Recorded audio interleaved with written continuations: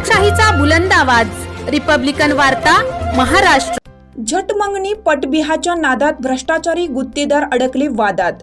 निकृष्ट दर्जाच्या कामाचे अधिकाऱ्यांमार्फत जायमोक्याचा वस्तुनिष्ठ पंचनामा।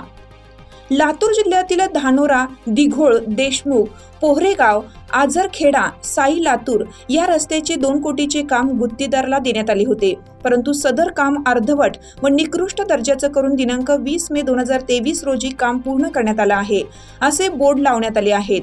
काम पूर्ण न करताच गुत्तेदार व उपविभागीय अभियंता व कार्यकारी अभियंता यांनी संगनमत करून काम पूर्ण झाले असे दाखवून जनतेची व शासनाची फसवणूक करून कोट्यावधी रुपयांचा शासनाला चुना लावून फसवणूक केली आहे। त्यामुळे अन्याय, अत्याचार, भ्रष्टाचार विरोधी समितीच्या वतीनं मुख्य अभियंता सार्वजनिक बांधकाम प्रादेशिक कार्यालय नांदेड येथे 13 फेब्रुवारी 2024 रोजी उपोषणाला बसण्यात आले होते।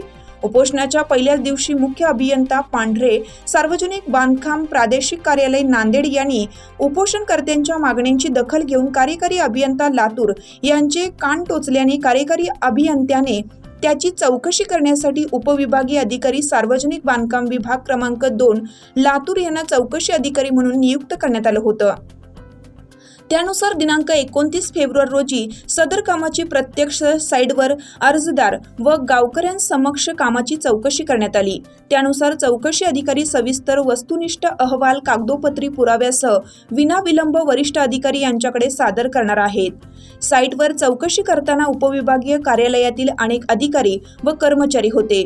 तसेच अन्याय, अत्याचार, भ्रष्टाचार विरोधी समितीचे संस्थापक अध्यक्ष सौदागर मोहम्मद रफी व अविनाश पवार साई यांच्यासह प्रमोद बन, बापू साळुंके, मेघराज जाधव, विकास पवार, ज्ञानेश्वर पवार, कृष्णा चापल्ले, तानाजी भंडे, शेख शादुल व इतर अनेक गावकरी उपस्थित होते।